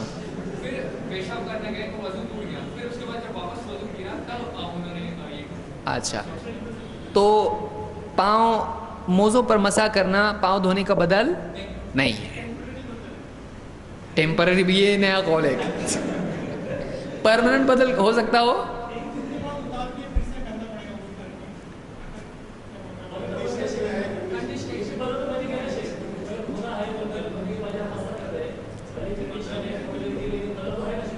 جو آدمی کو آپ بلا رہے کیا زندگی بھر کے لیے بلا رہے اس کو؟ تو بدل بنا وہاں تھوڑی دیر کے لیے, یہاں نہیں بن سکتا. اب یہاں زندگی بھر کا کیوں؟ ایک وضو کر کے آپ پیدائشی وضو کر کے زندگی بھر چلا رہے کیا اس کو؟ ہر وضو میں پوچھ رہا ہوں, میں شریعت میں نہیں بول رہا ہوں. میں شریعت میں ہم نے اس سے پہلے بات چیت کی ہے, سمجھ رہا سب کو. دینی اعتبار سے میں نے بتایا نہ یہ اس کا ناسخ ہے نہ اس کا ناسخ ہے, دونوں عمل اپنی جگہ ہے نا, دھونا بھی ہے اور. لیکن مثلا اب میں وضو کر رہا ہوں تو وضو میں کیا موزوں کا مسح کرنا, موزوں پر مسح کرنا پاؤں دھونے کا بدل ہے یا نہیں؟ ہاں ظاہر بات ہے, پہنے ہوئے ہو تو ہی ہوگا نا, پہنے نہیں تو پھر موزے پہ کہاں سے مسح کرے گا؟ دیکھیے بدل ہے, بدل ہے. بدل کا مطلب یہ, آپ یہ بول سکتے یہ آدمی, ایک آدمی اس کے بدلے بھیج دیا, اب آپ نے اس کو بھی رکھا اور اس کو بھی رکھا, بولے بدل بھیجا نا آپ نے تو دونوں کام کر رہے ہیں یہاں پہ, چلتا ہے ایسا؟ اس کے بدلے یہ بھی چل جائے گا وہ بھی چل جائے گا, تو دونوں میں سے ایک چلے گا, دونوں چاہیے, اس کو بدل بولتے ہیں. یہ بھی چلتا ہے یہ بھی چلتا ہے, تو بدل کس کو کہتے ہیں؟ دونوں میں سے کوئی بھی چل جائے گا. تو ایک آدمی جب بے وضو ہے وہ, اب ایسا آدمی مثلا جیسے انہوں نے مثال دی, وضو کر کے پہنا تھا, اس کے بعد وضو ٹوٹا, وضو ٹوٹا کہ نہیں ٹوٹا, اب اس نے وضو کرنا ہے, تو کیا اس صورت میں پاؤں دھونے کا بدل اس کا بن جائے گا یا پاؤں دھونا باقی ہے اس کے اوپر ابھی بھی؟ بدل بن جائے گا. پاؤں دھونے کی ضرورت ہے اس کو مسح کرنے کے بعد نہیں ہے, تو کیا اس کا وضو ادھورا ہے؟ تو بدل بن گیا کا مطلب کام ہو گیا. کیا بول سکتے ہیں اس نے پاؤں نہیں دھویا, اس نے مسح کیا, اس کا وضو پرفیکٹ نہیں ہے؟ بول سکتے ہیں اس کا وضو کیا ہے, کوئی کمی ہے اس میں پاؤں نہیں دھونے کی وجہ سے, تو یہ اس کا بدل بن جاتا ہے. لیکن یہ ہاتھ میں موزے میں چلے گا ایسا؟ کوئی کہے کہ اس میں قیاس کرنا چاہیے, سردی میں بعض اوقات پانی میں ہاتھ ڈالنے کو تھوڑا تکلیف ہوتی ہے, تو ہم کیا کریں گے, موزے نا اور پاؤں کے موزے پہ کس کو قیاس کر رہا ہے؟ ہاتھ کے. اور کوئی آدمی پھر منہ پہ پہن لے, اس پہ مسح کر رہا ہے, ایسا چلے گا؟ یہ کس بارے میں ہے؟ صرف خفین. خفین سر میں ہاتھ میں پہنتے ہیں نہیں, یہ پاؤں ہی کے بارے میں یاد رہے گا. ورنہ بیٹھے بیٹھے سوچیں گے ایک مسئلہ آج تک کسی بھی عالم نے نہیں بتایا, یہ بھی اس سے نکلتا ہے علمی بات, ایسی ہے کچھ تو بھی ہمیں عجائب بات پیش کرنا چاہیے ہم کو نہیں. الجہل یخلق الاعاجیب, جہالت عجیب و غریب چیزوں کو جنم دیتی ہے. جی تو کہتے ہیں کہ کان یعجبہم ھذا الحدیث لأن اسلام جریر کان بعد نزول المائدہ, اس لیے کہ جریر رضی اللہ تعالیٰ عنہ کا اسلام سورہ مائدہ کے نزول کے بعد تھا. اس حدیث سے کیا کیا باتیں معلوم ہی بتائیے. نمبر ایک, پہلے تو یہ حدیث کون کون سی کتابوں میں ہے؟ بخاری, اور الفاظ کس کے ہیں؟ مسلم کے, یعنی امام مسلم اپنی طرف سے بول رہے ہیں؟ نہیں, امام مسلم کی کتاب میں ان الفاظ میں یہ حدیث آئی ہے. یہ احتیاط کی وجہ سے بیان کرنے والا بتاتا ہے تاکہ وہ بتائے کہ الفاظ مسلم کے ہیں, اگرچہ حدیث الفاظ کے فرق کے ساتھ بخاری میں بھی موجود ہے. ٹھیک, اس حدیث سے کیا کیا باتیں معلوم ہوئی؟ نمبر ایک, ہاں وضو میں موزوں پہ مسا کیا، یعنی چمڑے کے موزوں پر مسا کر سکتے ہیں، وہ وضو میں ہوتا ہے، پاؤں دھونا ضروری نہیں ہے۔ وہ آگے کا مسئلہ ہم آگے آئیں گے جو آپ بولنا چاہ رہے ہیں۔ نمبر 2، یہ سفر کے لیے ہے یا مقام کے لیے ہے؟ حضر سفر کب ہے؟ اس میں ذکر ہے کچھ ایسا؟ تو زبردستی سوچ سکتے، ہو سکتا ہے سفر میں ہو سکتا ہے مکہ میں ہو سکتا ہے مدینہ میں ہو، کچھ کر سکتے ایسا؟ جب نہیں ہے تو زبردستی لانا چاہیے؟ نہیں ہے۔ تو ایسا کچھ اس میں ہے نہیں، صحابی نے بتایا ایسا کچھ نہیں، نبی نے کیا، ہم نے کیا، خلاص یہ دلیل ہے۔ تو معلوم ہوا کہ یہ سفر حضر کا کوئی مسئلہ اس میں نہیں ہے۔ نمبر 3، دوسرے پوچھنے والے صحابی تھے؟ نہیں معلوم، ان سے صحابی تھے؟ فقیلا، ان سے کہا گیا کہ تابع نہیں ہو سکتے ہیں؟ تابع بھی ہو سکتے ہیں۔ ان سے پوچھا گیا آپ ایسا کرتے؟ تو انہوں نے جواب میں کیا کیا؟ پہلے کیا کیا؟ دیکھیے ادب جواب کا کیا ہے، انہوں نے آپ ایسا کرتے، آپ ایسا کیسا کرتے ہیں؟ تو جواب میں کہا ہاں میں ایسا ہی کرتا ہوں، پہلے جواب دیا، اس کے بعد دلیل۔ یہ طریقہ ہے، مسئلہ بتانا، اس کے بعد اس کی دلیل دینا، سمپل۔ جس کے پاس دلیل ہے اس کو ٹائم کم لگتا ہے، وہ فٹافٹ بتا دیتا اپنا، جس کے پاس نہیں وہ بہت گھمانا پڑتا اس کو، پہلے میری بات سنو، پہلے میری بات سنو کرتا ہو، ذرا سنو تو صحیح ہے، وہ لمبا کرتا ہو۔ ارے اصل دلیل دو نا آپ ہم کو، پہلے آپ بول دو اس کے بعد سمجھاؤ۔ کوئی آدمی ہے، بہت سے لوگوں سے بات کرنے سے یہ ہوتا ہے، بولتے نہیں پہلے ہماری پوری بات سنا، پہلے آپ ایک بار دلیل دے دو، اس کے بعد آپ 1 گھنٹہ سمجھاؤ، کم سے کم مجھ کو اطمینان رہے گا کہ آپ نے دلیل دی، اس کو سمجھاؤ نا، آپ 1 گھنٹہ 2 گھنٹہ سمجھاؤ آپ۔ لیکن لوگ کیا کرتے، دلیل نہیں دیتے ہیں، پہلے اس کو، کیونکہ پورا پہلے دوسری زمین بنانی ہوتی ہے اس کو، یہ ایسا ہے، وہ ایسا ہے، وہ ایسا ہے، اس کو باتوں میں الجھانا ہوتا ہے، اصل دلیل وہ دیتا نہیں۔ تو انہوں نے کیا کیا، اس سے کیا معلوم ہوا؟ مسئلہ بتانا اور دلیل دینا، اور نبی کو بھی، اللہ کے نبی صلی اللہ علیہ وسلم کو بھی، نبیوں کو بھی حاجات ہوتی ہیں پیشاب پکانے کی، اس سے یہ بھی معلوم ہوتا ہے۔ اور ہاں یہ عمل منسوخ نہیں ہے، یعنی کون سا عمل؟ موزوں پر مسح کرنا منسوخ نہیں ہے، اور موزہ پہن کے پاخانے کے لیے جا سکتے ہیں، کوئی حرج نہیں۔ اور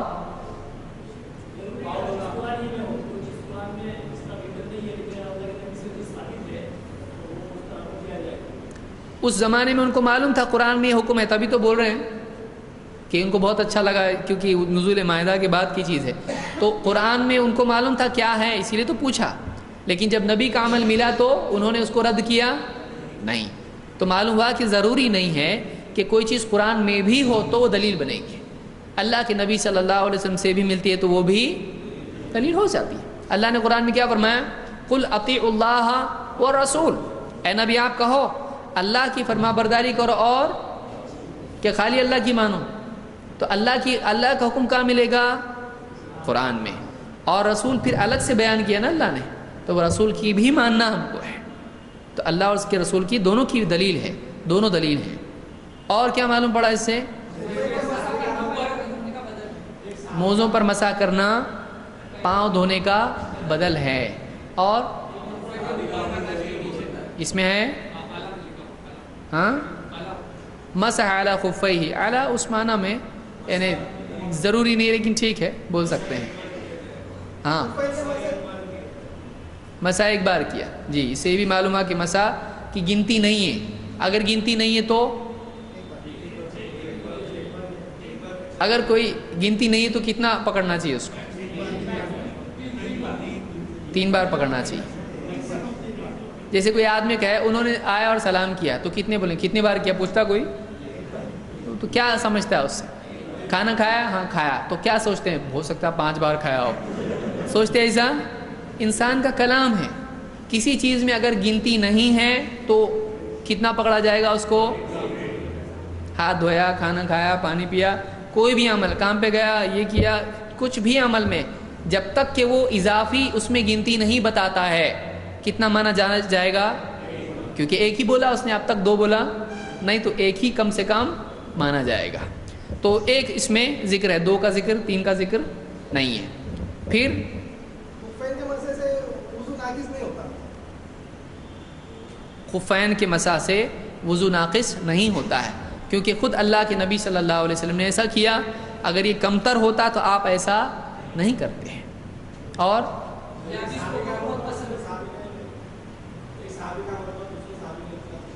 ایک صحابی کا عمل کے بعد دوسرے صحابی نے اختلاف نہیں کیا، یعنی انہوں نے صحابی کی وجہ سے اختلاف نہیں کیا یا نبی کی وجہ سے؟ ہاں، انہوں پہلے تو پوچھے نا، کہا یہ عمل کر دیں آپ، پہلے تو کوشچن کیے کہ نہیں کیے، لیکن انہوں نے چپ کب بیٹھے؟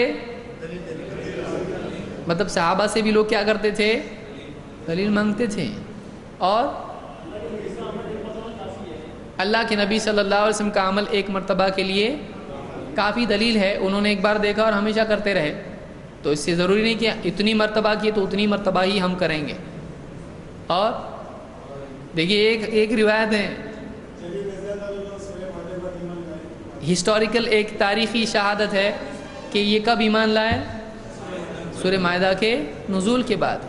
تو اس سے معلوم ہے کہ سلف دیکھیے یہ بھی یاد رکھتے تھے، اور اس کا یاد رکھنا ضروری ہے کہ نہیں؟ کون کب اسلام لایا، زمانہ، ڈیٹ بیٹ یاد رکھنا، سب چیزیں ضروری ہے کہ نہیں ہے؟ کیا اس کا احکام پہ اثر پڑتا ہے؟ پڑتا ہے۔